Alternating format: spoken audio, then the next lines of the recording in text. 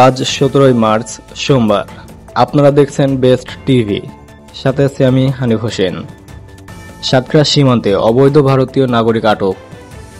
নিজস্ব প্রতিনিধি মোহাম্মদ দেলোয়ার হোসেন জানান, শনিবার 15 মার্চ সাতক্ষীরা ব্যাটালিয়ন 33 বিজিবি এর বৈকারী বিওপির টহল দল পাসপোর্টবিহীন অবৈধভাবে বাংলাদেশ হতে ভারতে প্রবেশকালে একজন ভারতীয় নাগরিক আটক করে।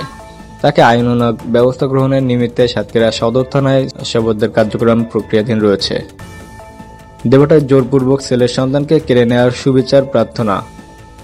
দেবটা প্রতিনিধি রিয়াজুল ইসলাম আলম জানান, দেবটায় জোরপূর্বক ফিল্মি স্টাইলে ছেলের সন্তানকে কেড়ে নেওয়ার বিচার দাবি করে সাংবাদিক সম্মেলন করা হয়েছে। শনিবার 15 মার্চ সকাল 11টায় দেবটা রিপোর্টার্স ক্লাবে উক্ত সাংবাদিক সম্মেলনটি করেন দেবটা সদরের মৃত আব্দুর রহমানের ছেলে বরকত আলী। আশাশুনিতে সাজাপ্রাপ্ত আসামিসহ গ্রেপ্তার 2। আশাশুনি প্রতিনিধি জানান, আশাশুনি থানা পুলিশ অভিযান চালিয়ে ওয়ারেন্টের আসামিসহ 2 আসামিকে গ্রেপ্তার করেছে। গ্রেপ্তারকৃতদের রবিবার আদালতে প্রেরণ করা হয়েছে।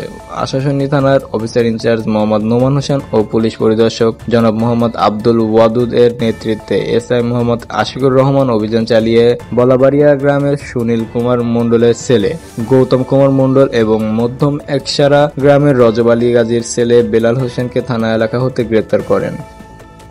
আশাশুনি স্বেচ্ছাসেবক দল সভাপতির বিরুদ্ধে হিন্দুদের জমি দখলের প্রতিবাদে মানববন্ধন।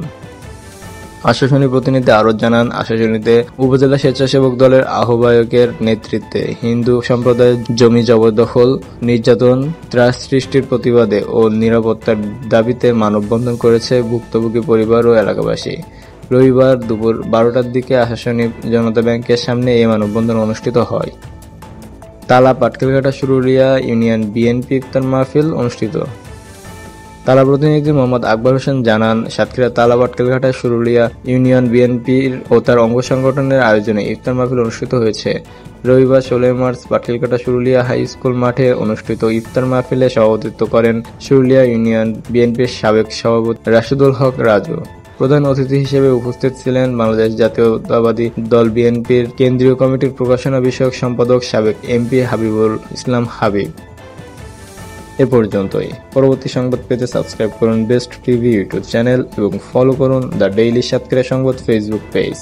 ধন্যবাদ সকলকে।